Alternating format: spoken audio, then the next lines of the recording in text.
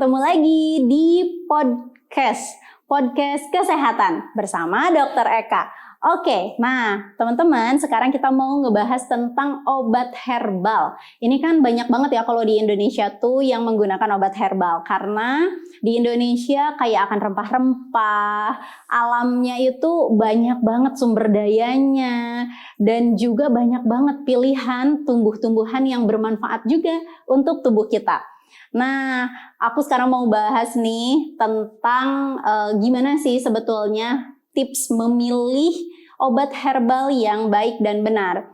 Tapi sebelum itu, kita mau jelasin dulu nih sebetulnya obat herbal itu ada jenisnya apa aja.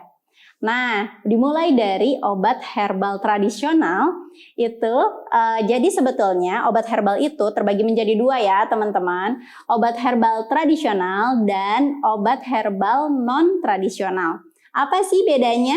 Nah, kalau obat herbal tradisional ini memang sudah turun-temurun. Jadi dari nenek moyang leluhur gitu ya, diturunkan ilmunya ke anak cucu, cicit dan sebagainya. Nah, sedangkan obat herbal non-tradisional biasanya ini menggunakan tanaman nih bahannya, tapi jarang atau tidak turun-temurun nih, atau jarang digunakan. Bahkan kalau di Indonesia sih masih belum digunakan, dan ini lebih banyak di luar negeri.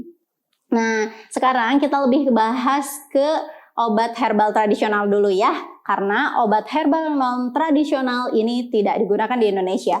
Nah, obat herbal tradisional itu terbagi menjadi 3.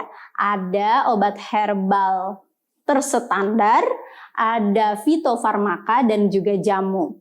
Apa perbedaannya? Nah, jadi perbedaannya adalah kalau jamu dia ini turun-temurun, dan biasanya secara empiris atau pengalaman. Misalnya nih, kata ibu saya kalau makan kunyit tuh bagus buat lambung. Atau misalnya lagi radang nih pakai jahe gitu ya. Ataupun ada nih produk-produk yang dia mencampurkan untuk mendapatkan khasiatnya. Nah, tapi biasanya jamu ini belum terstandarisasi bahan bakunya, dan yang paling highlightnya adalah ini turun-temurun. Nah, sedangkan untuk obat herbal tradisional sebetulnya ini juga bisa ya turun-temurun, tapi perbedaannya adalah standarisasinya. Jadi biasanya bahan bakunya sudah terstandarisasi dan teruji. Oke, sedangkan fitofarmaka ini dia diuji juga. Biasanya dilakukan pengujiannya di mencit dan juga di manusia.